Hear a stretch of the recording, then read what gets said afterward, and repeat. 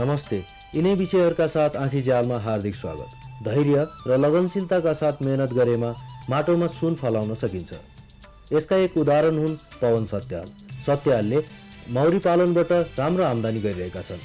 मौरी पालन कम लगानीमा बढी नाफा हुने व्यवसाय हो। अहिले हामीले प्रस्तुत गर्न लागेको यो रिपोर्टबाट मौरी पाल्न इच्छुक व्यक्तिहरूले प्रेरणा लिनेछन् भन्ने हामीले विश्वास लिएका छौँ। अनुप सुवेदीको रिपोर्ट।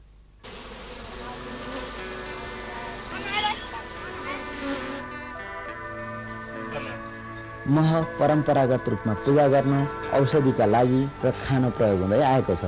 अचेल खानाका विभिन्न परिकारमा महको प्रयोग बढिरहेको छ। महको बढिरहेको माग पूरा गर्न मौरी पालन पनि व्यावसायिक रूपमै सुरु भइसकेको छ। पहिले परम्परागत रूपमा र सोख पूरा गर्न मौरी पालिन्थ्यो। 10 वर्ष अगाडि सोखको रूपमा मौरी पालन सुरु गर्ने पवन सत्याल अहिले मह र मौरीको व्यवसायमा स्थापित भएका छन्। सुरु त मैले अरू व्यवसायबाट सुरु गरेको हो। अरू व्यवसायमा बढी कम्पिटिसन छ र अनि त्यतिको इज्जत देखिएन। अब थोरै पुँजीबाट पनि गर्न नसकिने, निकै ठुलो पुँजी लगाउँदाखेरि पनि त्यसबाट रिटर्न त्यति नआउने, रिटर्न यतिकै पैसा कमाइहाल्यो भने पनि त्यसमा त्यतिको मान सम्मान नपाइने भएको हुँदाखेरि मौरी पेसा चाहिँ एउटा नयाँ पेसा हो। यसको चाहिँ भोलि केही स्कोप हुन सक्छ भन्ने आशले मैले यो व्यवसाय सुरु गरेँ। पवन सत्यालले सुरुमा उडेर आएको मौरी समातेर पाल्ने कोसिस गरे। खोपासीबाट बाकस ल्याए तर मौरी उड्यो। फेरि थलीबाट मौरी डालोमा हालेर ल्याएर पाल्न थाले। यो देखेर अरूले पनि मौरी पाल्न रुचि देखाए। पवनले घार टुक्र्याउने र बेच्ने गर्न थाले। व्यावसायिक रूपमा मौरी पालन गर्ने हो भने मौरीको आनी बानी र जीवन चक्र राम्रोसँग बुझ्नुपर्छ।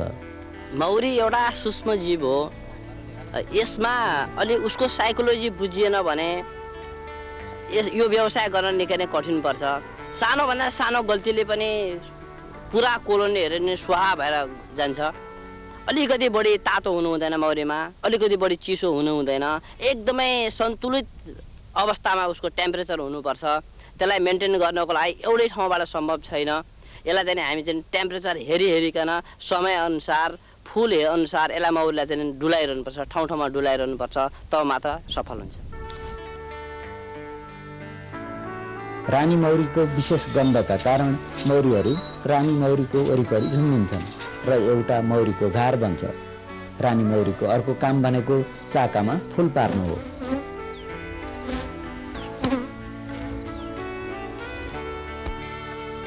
अर्को थरी भाले मौरी हुन्छ। यसको काम खाने, बस्ने र रानी मौरीलाई फुल पार्न योग्य बनाउने हो। घारको सुरक्षा गर्ने, फुलबाट बच्चा भएपछि त्यसलाई खुवाउने, मह जम्मा गर्ने र घारको आवश्यकता अनुसार रानी मौरी तयार गर्ने र भाले मौरीको सङ्ख्या निर्धारण गर्ने काम कर्मी मौरीले गर्छन्। रानी मौरी तयार गर्न लार्भालाई विशेष प्रकारको खाना तयार गरी खुवाउँछन्, जसलाई रोयल जेल्ली भन्ने गरिन्छ। मह जम्मा गर्न मौरीहरू फुलेका फुलहरू खोज्छन्। एकै ठाउँमा सधैँ र धेरै मात्रामा फुल फुल्दैनन्। मौरीलाई फुल फुलेको ठाउँमा पुर्याउन सके महको उत्पादन बढाउन सकिने देखेर पवन सत्यालले मौरीलाई डुलाउन थाले। मौरीलाई चरन खोजेर डुलाउने काम उनी वर्षभरि नै गर्छन्। मौरीको घार एक ठाउँबाट अर्को ठाउँमा ट्रकमा हालेर लैजान्छन्। त्यस ठाउँमा फुल फुल्ने अवधिभरि राख्छन्। वर्षाभरि काठमाडौँमा भएका उनका मौरीका घारहरू अहिले चितवनमा छन्। चितवनमा अहिले तोरी फुलिरहेको छ। यसपछि उनले मौरीका घारहरू सरलाई पुर्याउँछन्। त्यसपछि फर्काएर चितवनको फापर खेतीमा ल्याउँछन्। फुल नफुल्ने मौसममा मौरीलाई चिनी पानी खान दिएर राखिन्छ। यी मौरी गोठालाहरू मौरीलाई चिनी पानी खुवाउँदैछन्। रोग नलागोस् भनेर औषधि पनि खुवाउनु पर्ने हुन्छ। मौरीको चरन खोज्दा पुरानो ठाउँले चित्त नबुझे नयाँ ठाउँ पनि खोजिन्छ। पवन सत्याल आफ्नो अनुभवको आधारमा फुलिरहेको फुल मौरीलाई काम लाग्छ कि लाग्दैन भन्ने विचार गर्छन् र मौरीको चरनको निर्धारण गर्छन्। उनी यो कट्टुसको जङ्गलमा अर्को वर्ष मौरी ल्याउने तयारी गर्दैछन्। त्यहाँको मान्छेहरूसँग भिजेर त्यहाँको लोकालिटी हेर्ने अनि त्यो चरन क्षेत्रको खोजी गर्ने। त्यसपछि त्यो ठाउँमा माउरीलाई लगेर राखिसकेपछि अब त्यहाँको सुरक्षाको वातावरण मिलाउने। त्यहाँको सुरक्षाको वातावरण मिलाएपछि फेरि मौरीको कस्तो हुन्छ भन्नुहुन्छ भने त्योको सोर्स सिद्धिनसाथ अर्को ठाउँमा फेरि सोर्स सुरु भइसकेको हुन्छ। त्यसको इमिडिएटली अर्को सोर्स खोज्ने काममा हामी बढी तल्लीन हुन्छौँ। पवन सत्यालले मौरी डुलाउने काम 5 वर्ष अघि 30 वटा घारबाट सुरु गरेका थिए। महको उत्पादनपछि बेच्ने ठाउँ पनि चाहियो। यस क्रममा उनले धेरै समस्या भोगेका छन्। यसलाई पनि हामीले धेरै वर्ष मेहनत गऱ्यौँ। हामीले करिब 10 वर्षदेखि मार्केटमा मह लगेर छोड्यौँ। छोड्दाखेरि हामी पसलमा मह लगेर दिन्छौँ, हामी क्यासमा दिन सक्दैनौँ। मान्छेले मह स्लो आइटम हो, यो क्यासमा बिक्री हुँदैन भनेर हामीले क्यास दिँदैन। हामीले महलाई पुरा प्याकिङ गर्छौँ, प्याकिङ गरेर पसलमा लगाएर फालिदिन्छौँ। जति बिक्री हुन्छ त्यसको 2-3 महिनापछि जति बिक्री हुन्छ त्यति मात्र पैसा लिएर आउँछौँ। बाँकी भएको मह पसलमा छोड्छौँ। अब कहिलेकाहीँ मह जम्छ, त्यो जमेपछि पसलमा बिक्री हुँदैन, ग्राहकहरूले जमेको महलाई रुचाउँदैनन्, त्यसलाई फेरि हामीले घरमा लिएर फर्काउनु पर्ने स्थिति हुन्छ। अब हाम्रो बजारमा चाहिँ सर्टेन हिसाबले कुन सिजनमा कति मह खपत हुन्छ त्यो अब हामीलाई आइडिया भइसकेको छ। गार्डन एपियरी पवन सत्यालको मौरी र मह व्यवसाय गर्ने व्यावसायिक फर्मको नाम हो। उनी विभिन्न तौलका मह आफै प्याक गर्ने, सिलबन्दी गर्ने र बजारमा लगेर बेच्ने काम गर्छन्। विभिन्न प्रयोजनका लागि विभिन्न स्तरको मह पनि छुट्याइन्छ, त्यसमा त्यसै अनुरूपको लेबल लगाइन्छ। पवन सत्याल अहिलेको बजार व्यवस्थापन मात्र होइन, पछिका लागि पनि केही गर्ने तयारीमा जुटेका छन्।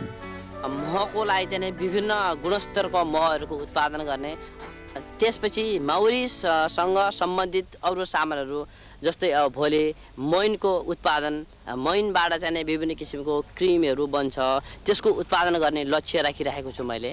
मैनबाट उत्पादन हुने चिजहरू, त्यस्तै रोयल जेलीको उत्पादन गर्ने पनि मैले लक्ष्य राखेको छु।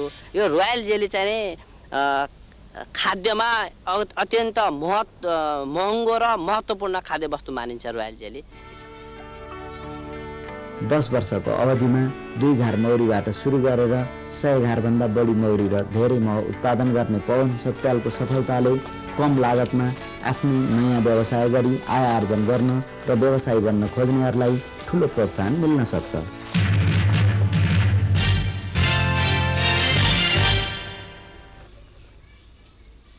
धेरैजसो नेपालीहरूको दिनको सुरुवात दुधको घुटकोबाटै हुन्छ, तर नेपालका पशुपालक र पशुहरूले एउटा जटिल समस्या भोगिरहेका छन्। उनीहरूले दुधको बट्टासँग एउटा युद्ध नै लड्नु परिरहेको छ। हस्त गुरुङको रिपोर्ट। नेपाल पशुपालकहरूको देश हो। पुरानो समयमा यहाँका किसानहरूको खानामा दूध, दही, घिउ जस्ता पोषिलो पदार्थ अनिवार्य रूपमा हुने गर्दथ्यो। तर अचेल भने दुग्ध पदार्थमा नेपालीहरूको रुचि घट्दै गएको छ। यसले गर्दा उपभोक्ता, किसान र दुधालु पशुहरू बीच त्रिकोणीय युद्ध सुरु भएको छ।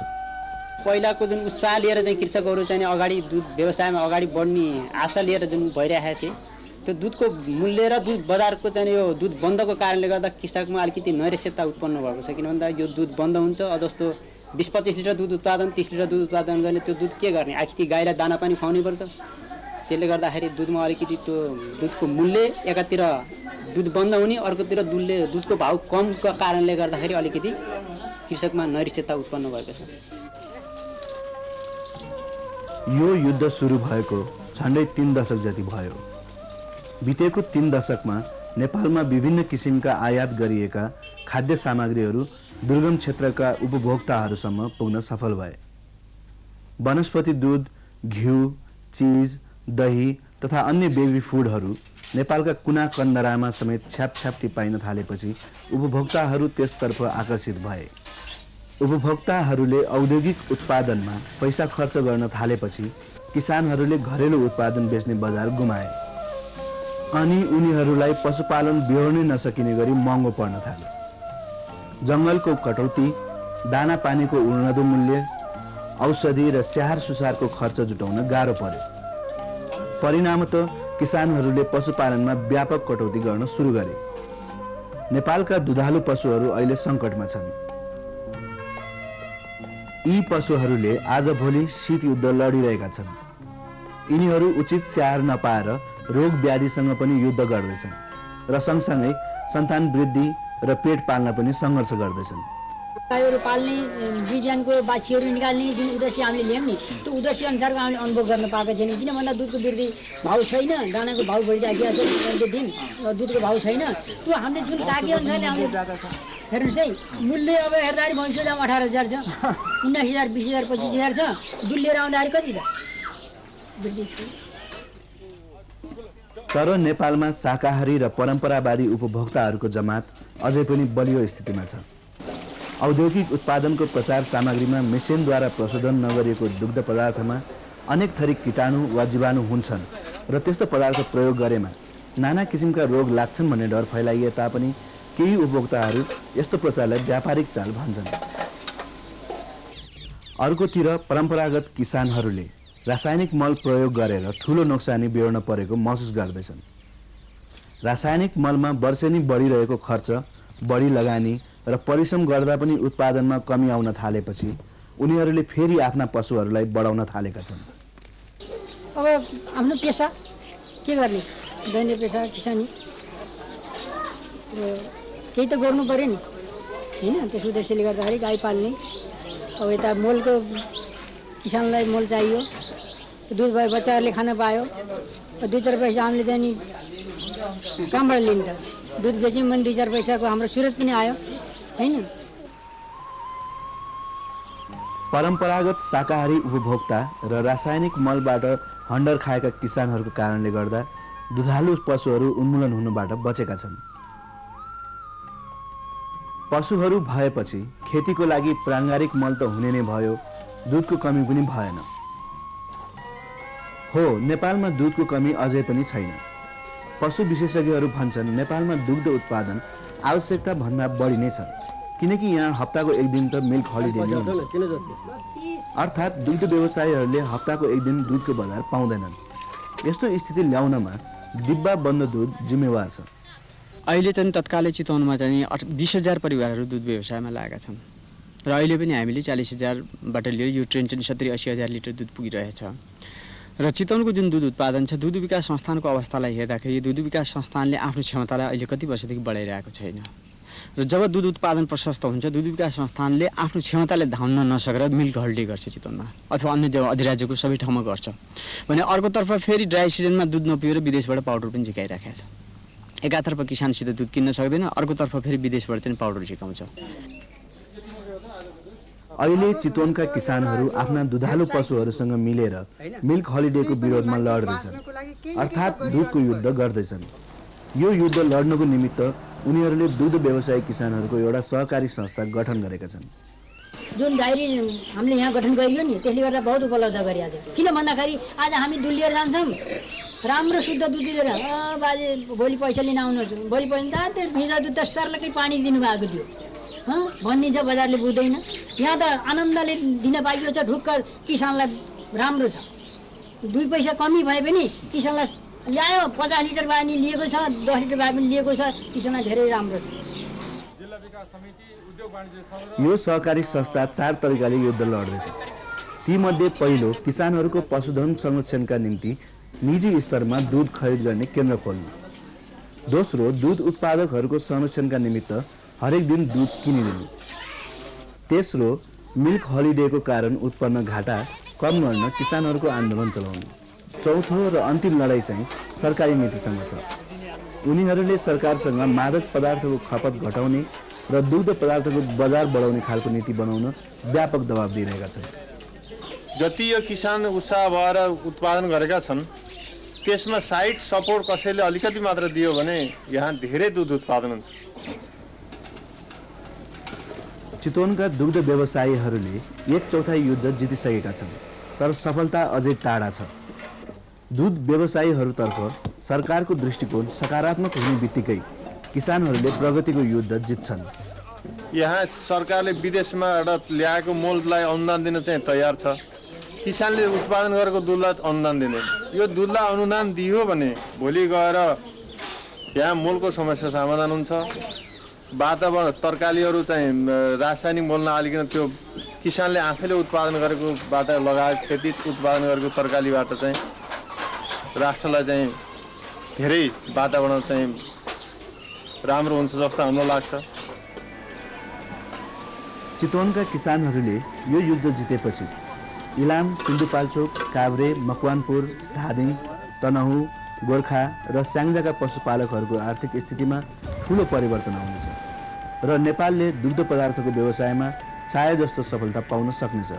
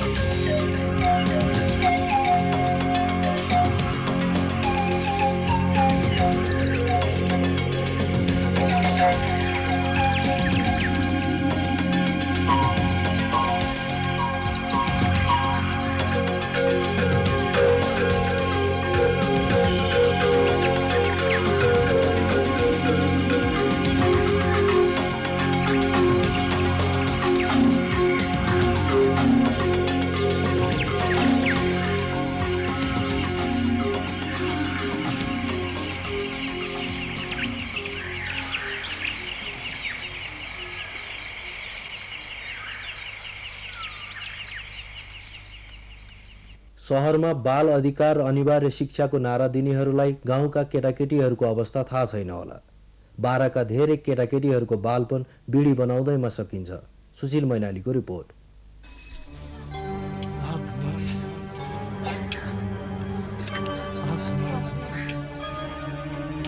शिलाकुमारीको बिहान पात र सुर्तीबाट सुरु हुन्छ।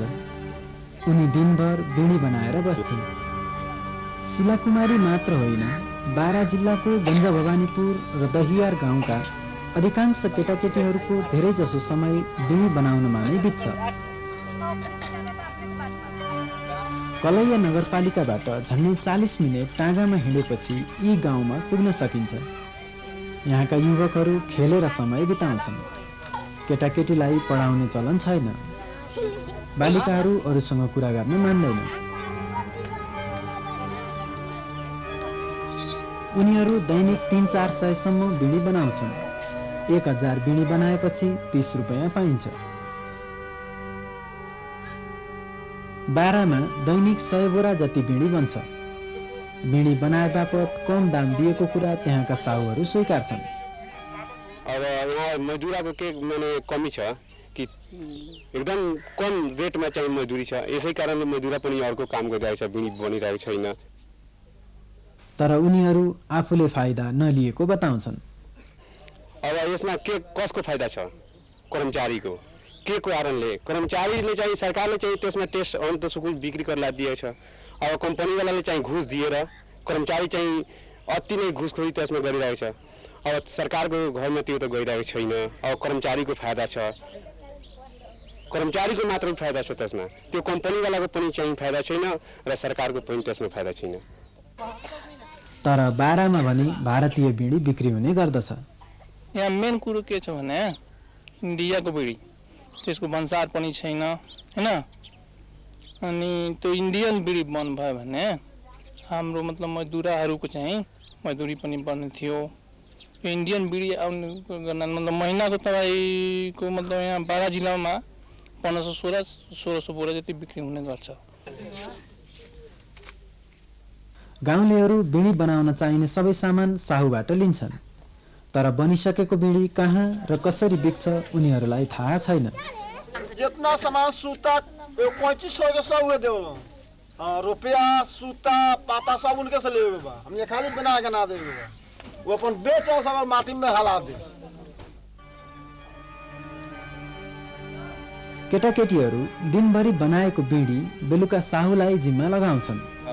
साहुले ल्याएको बिडी गनेर खातामा टिपिसकेपछि अर्को दिनको लागि पात र सुर्ती लिएर उनीहरू घर फर्कन्छन्। पैसा महिना मरेपछि मात्र पाइन्छ।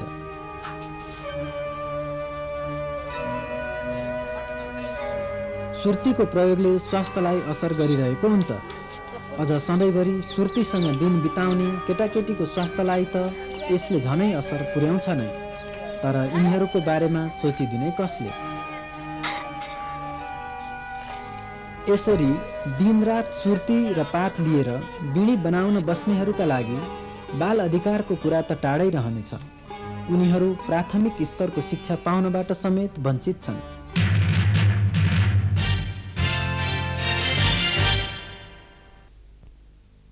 हस्त यसका साथै आजको आँखीचाल यही सकिन्छ। 15 दिनपछि रोचक सूचनामूलक र विविध सामग्री लिएर फेरि आउने नै छौँ। शुभरात्रि।